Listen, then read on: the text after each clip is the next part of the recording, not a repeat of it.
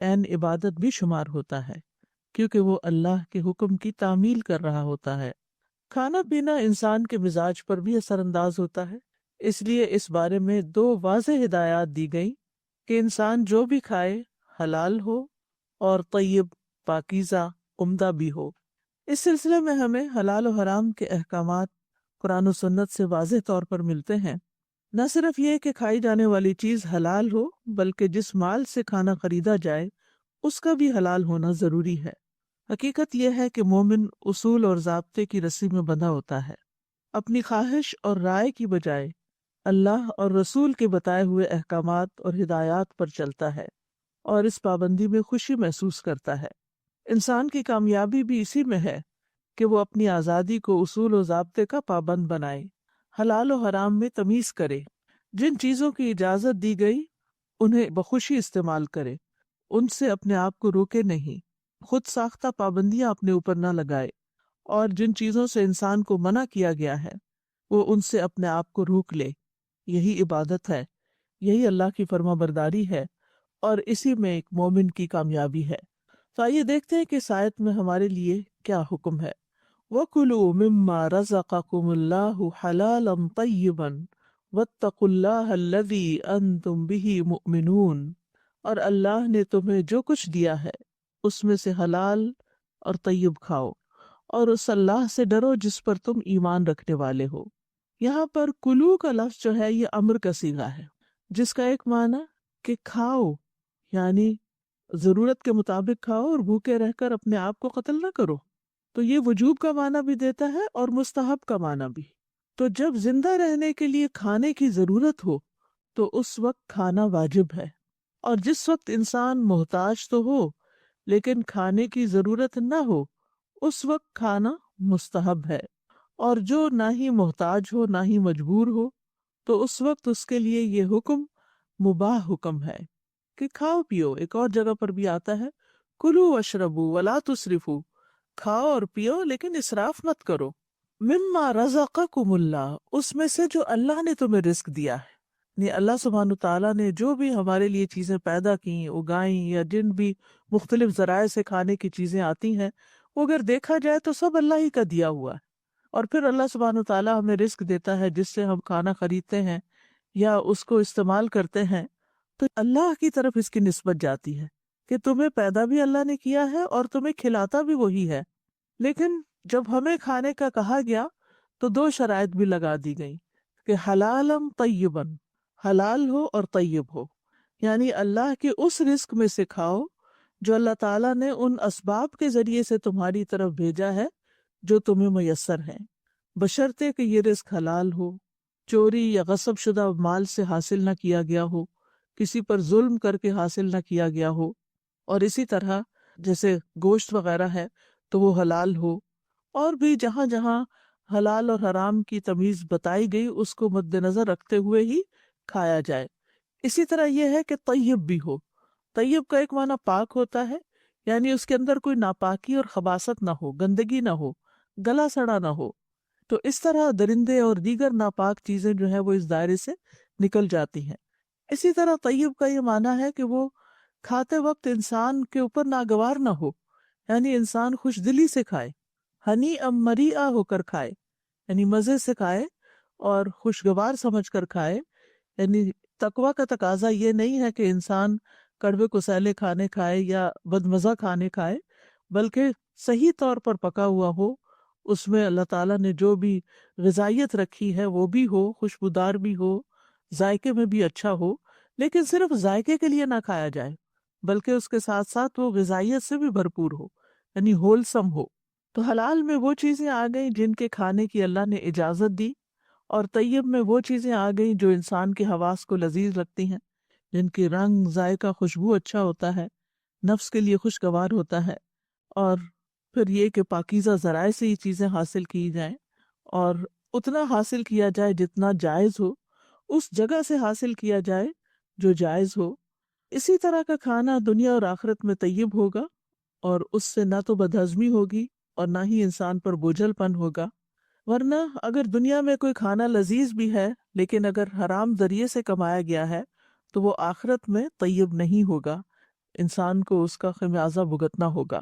تو حلالً طیبہ، اس سلسلے میں ہمیں قرآن مجید میں ایک اصحاب کہف کی کہانی بھی ملتی ہے، جس میں چند نوجوان مومن بچے جو تھے انہوں نے اپنی قوم کے دین کو چھوڑ کر ایک غار کی طرف پناہ لی۔ 300 سے زائد سال تک وہاں پر اس میں انہوں نے قیام کیا۔ جب وہاں سو کر اٹھے، اللہ سبحانہ تعالیٰ نے ان کو اٹھایا، اور جب سو کر اٹھے تو ان میں سے ایک نے کہا کہ کرنسی لے کر جاؤ اور جا کر کھانا لاؤ، اور کھانا وہ ہو فَلْيَنْظُرْ أَيُّهَا أَزْكَىٰ طَعَامًا، کہ جو پاکیزہ ہو۔ اس میں طیب کا لفظ نہیں آتا، اس میں ازکا کا آتا ہے، جس میں حلال اور طیب دونوں ہی شامل ہو جاتے ہیں۔ وَلْيَتَلَطَّفْ، اور چاہیے کہ اس معاملے میں باریک بینی سے کام لے، یعنی خوب چھان پٹک کے لائے، حرام چیز نہ ہو، نقصان دینے والی چیز نہ ہو۔ تو بہرحال حلال بھی ہو اور طیب بھی ہو، یہ کھانے کی دو شرائط ہیں کہ پاکیزہ کمائی سے ہو، اور جن چیزوں کو اللہ نے حلال قرار دیا ہے ان کو کھایا جائے، بدن اور عقل کو نقصان دینے والا کھانا نہ ہو، یعنی ایسی چیزیں کھائی جائیں کہ جس سے انسان کو اسٹرینتھ ملے، قوت ملے، اور اس کے لیے نقصان دہ نہ ہو، کیونکہ مختلف لوگوں کی ضروریات مختلف ہوتی ہیں، یعنی سب لوگوں کو ایک ہی چیز سوٹ نہیں کرتی۔ اگر کسی کو کوئی چیز ناموافق آتی ہے یا اس کو اس سے الرجی ہے تو اس کو وہ کھانا کھانے سے پرہیز کرنا چاہیے، کیونکہ اگر وہ صرف پسند کا ہونے کی وجہ سے کھاتا رہے گا تو وہ اس کے لیے وبال جان ہوگا، صحت کو نقصان دینے والا ہوگا، اپنی ذات کے ساتھ ظلم ہوگا، اور بعض اوقات تو موت کا سبب بھی بن جاتا ہے۔ ابن عاشور کہتے ہیں کہ مجھے ظاہر ہوتا ہے کہ اللہ نے کھانوں کے جائز ہونے کو طیب کی صفت کے ساتھ جوڑا ہے، تو اس بات میں کوئی شک نہیں کہ کھانے میں طیب کی صفت کو ملحوظ رکھا جائے گا، وہ اس طرح کہ وہ کھانا نقصان پہنچانے والا اور قابل نفرت اور دین کے مخالف نہ ہو۔ اور ان تمام صفات کے جمع ہونے کی علامت یہ ہے کہ دین نے اس کھانے کو حرام نہ ٹھہرایا ہو۔ پھر اس کے بعد آپ دیکھیے کہ آیت میں کھانے کا حکم دینے کے بعد تقوی کا حکم دیا گیا ہے۔ وَاتَّقُوا اللَّهَ الَّذِي أَنْتُمْ بِهِ مُؤْمِنُونَ، یعنی کھاؤ پیو لیکن تقوی اختیار کرو۔ اور تقوی جیسا کہ آپ جانتے ہیں کہ اللہ تعالیٰ کے احکامات کی تعمیل کرنا، اور جن چیزوں سے اللہ سبحانہ تعالیٰ نے روکا ہے ان سے رک جانا ہے۔ تو حقیقی ایمان تقوی کا تقاضا کرتا ہے۔ اگر کوئی کہے کہ وہ مومن ہے لیکن اللہ سے نہ ڈرتا ہو، یا اس کا ایمان جو ہے وہ ناقص ہو، تو ایسا شخص پھر متقی نہیں کہلا سکتا۔ مثلاً اگر کوئی نافرمانی کر رہا ہو اور اس سے کہا جائے کہ اتق اللہ، اللہ سے ڈرو، تو وہ کہے کہ تقویٰ تو دل میں ہوتا ہے، یعنی ظاہر میں اگر میں کوئی نافرمانی کر بھی رہا ہوں تو کیا ہوا، تو اس کا یہ کہنا درست نہیں ہوگا۔ واقعی تقویٰ دل میں ہوتا ہے، لیکن اس کے دل میں ہونے کی علامت یہ ہوتی ہے کہ وہ ہمارے باہر جسم پر، اعضاء پر ظاہر ہوتا ہے، یعنی ہمارا عمل بھی پھر اس کے مطابق ہو جاتا ہے۔ اور آیت کے آخر میں آتا ہے الذی انتم بہ مؤمنون، اس اللہ سے ڈرو جس پر تم ایمان رکھتے ہو، کیونکہ اللہ تعالیٰ پر ایمان تم پر تقوی اور حقوق اللہ کی رعایت اور حفاظت کو لازم کر رہا ہے، اس کے بغیر ایمان مکمل نہیں ہوتا۔ تو حقیقت یہ ہے کہ ایک مومن اور غیر مومن کے طریقہ زندگی میں فرق ہوتا ہے۔ مومن کی زندگی، مسلمان کی زندگی حلال و حرام کے بارے میں صحیح ضابطوں اور قاعدوں کی پابند ہوتی ہے۔ پس حلال وہی ہے جسے اللہ اور اس کا رسول حلال ٹھہرائے، حرام وہ ہے جسے اللہ اور اس کا رسول حرام ٹھہرائے، خواہ اس کا نفس اس کی طرف کتنا ہی میلان کیوں نہ رکھتا ہو۔ لیکن جہاں تک غیر مسلمز کا تعلق ہے تو ان کی زندگی میں خواہشات فیصلہ کن حیثیت رکھتی ہیں، یا پھر کیا چیز فائدہ دیتی ہے کیا نہیں، وہ کم ہی لوگ سوچتے ہیں۔ زیادہ تر لوگ صرف زبان کے ذائقے کے لیے کھاتے ہیں۔ اسی لیے ہم دیکھتے ہیں کہ جنک فوڈ جو ہے وہ اتنی عام ہو گئی ہے کہ یہ نہیں دیکھا جاتا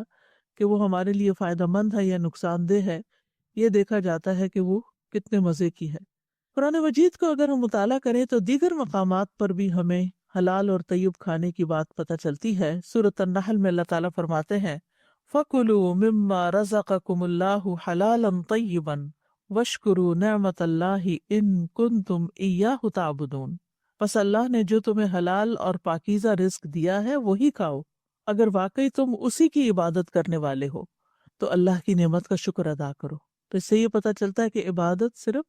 نماز پڑھنا یا حج کرنا یا زکوٰۃ دینا ہی نہیں ہے، بلکہ کھانے کے معاملے میں حلال اور پاکیزہ رزق کھانا اور کھا کر پھر شکر ادا کرنا،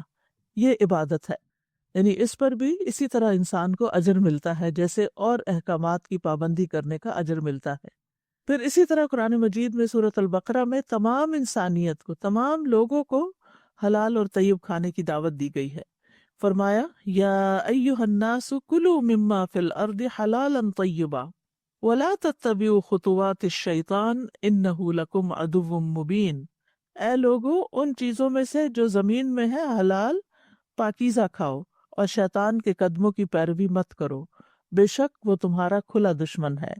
یعنی شیطان اصل میں انسان کے پاس اس راستے سے آتا ہے جو اس کے لیے آسان ہوتا ہے۔ کھانا پینا اور اچھا کھانا پینا انسان کی ایک کمزوری ہے، اس لیے کھانے کی ضرورت نہ بھی ہو تو انسان کو کوئی کھانے کی دعوت دے تو وہ قبول کر لیتا ہے۔ تو شیطان نے اس راستے سے انسان کو ورگلانے کی کوشش کی ہے، کیونکہ جب انسان ایک حرام لقمہ کھا لیتا ہے تو پھر اس کے لیے اللہ کی نافرمانی کرنا اور بھی آسان ہو جاتا ہے۔ تو بہرحال شیطان اس معاملے میں بھی انسان کو بہکاتا ہے، بلکہ اگر آپ دیکھیں تو آدم اور حوا علیہ السلام کا پہلا ٹیسٹ جو تھا، پہلا امتحان، وہ کھانے کے راستے سے ہی ہوا تھا کہ اللہ سبحانہ تعالیٰ نے جس درخت سے کھانے سے روکا تھا اس نے بہلا پھسلا کر ان کو اسی کا پھل کھلا دیا۔ تو اس لیے دنیا میں بھی شیطان ہمیں وہ چیزیں کھانے کی طرف رغبت دلاتا ہے، وسوسے ڈالتا ہے کہ جو ہمارے لیے نقصان دہ ہوتی ہیں۔ پھر اسی طرح حلال اور غیر حلال اور پاک اور ناپاک برابر نہیں ہوتے۔ سورۃ المائدہ میں اللہ تعالیٰ فرماتے ہیں قُلْ لَا يَسْتَوِي الْخَبِيثُ وَالطَّيِّبُ وَلَوْ أَعْجَبَكَ كَثْرَةُ الْخَبِيثِ فَاتَّقُوا اللَّهَ يَا أُولِي الْأَلْبَابِ لَعَلَّكُمْ تُفْلِحُونَ۔ کہہ دیجئے ناپاک اور پاک برابر نہیں، خواہ ناپاک کی کثرت تمہیں تعجب میں ڈالے، بس اللہ سے ڈرو اے عقل والو تاکہ تم فلاح پاؤ۔ تو اس سے یہ پتہ چلتا ہے کہ پاک اور ناپاک میں تمیز کرنے والا دراصل تقوی والا ہی ہوتا ہے، اور پھر تقوی اختیار کر کے انسان کامیاب ہو سکتا ہے۔ پھر اسی طرح اگر کوئی طیب غذا نہیں کھاتا تو اس پر اللہ کی ناراضگی ہوتی ہے۔ قرآن مجید میں آتا ہے کلوا من طیبات ما رزقناکم ولا تطغوا فیہ فیحل علیکم غضبی ومن یحلل علیہ غضبی فقد ہوی۔ کھاؤ ان پاکیزہ چیزوں میں سے جو ہم نے تمہیں دی ہیں، اور ان میں حد سے نہ بڑھو، ورنہ تم پر میرا غضب اترے گا، اور جس پر میرا غضب اترا تو یقیناً وہ ہلاک ہو گیا۔ بہرحال اللہ سبحانہ تعالیٰ نے تمام پاکیزہ چیزیں حلال کی ہیں۔ قرآن مجید میں آتا ہے کہ لوگ پوچھتے ہیں کہ ان کے لیے کیا حلال کیا گیا، تو کہہ دیجئے کہ تمام پاکیزہ چیزیں ان کے لیے حلال ہیں، لیکن ساری پاکیزہ چیزوں کو چھوڑ کر اگر انسان سرکشی اختیار کرتا ہے اور حلال کے دائرے سے باہر نکل جاتا ہے، پاکیزہ کے دائرے سے باہر نکل جاتا ہے، تو پھر وہ رب کی ناراضگی کو مول لیتا ہے۔ پھر اسی طرح یہ ہے کہ ہمیں اپنے اوپر پاکیزہ چیزوں کو حرام نہیں کرنا چاہیے، تقوی کا مظاہرہ کرتے ہوئے یا زہد کا یا تزکیہ نفس کے لیے، کیونکہ جو چیز اللہ نے حلال کی ہے اس کو حلال ہی رکھنا چاہیے، اس کو اپنے اوپر اپنی منمانی سے حرام نہیں کرنا چاہیے، الا یہ کہ وہ ہمیں نقصان دینے والی ہو، ہمارے مزاج کے موافق نہ ہو یا ہماری بیماری میں اضافہ کرتی ہو، کیونکہ بیمار کے احکام بہرحال عام انسانوں سے مختلف ہوتے ہیں۔ فرمایا یا ایھا الذین آمنوا لا تحرموا طیبات ما احل اللہ لکم ولا تعتدوا ان اللہ لا يحب المعتدین۔ اے لوگو جو ایمان لائے ہو، وہ پاکیزہ چیزیں حرام مت ٹھہراؤ جو اللہ نے تمہارے لیے حلال کی ہیں، اور حد سے نہ بڑھو،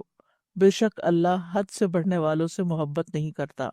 پھر ہم احادیث میں دیکھتے ہیں کہ تمام رسولوں اور اہل ایمان کو طیب کھانے کا حکم دیا گیا۔ ابو ہریرہ کہتے ہیں کہ رسول اللہ صلی اللہ علیہ وسلم نے فرمایا بے شک اللہ پاک ہے اور پاک ہی قبول کرتا ہے،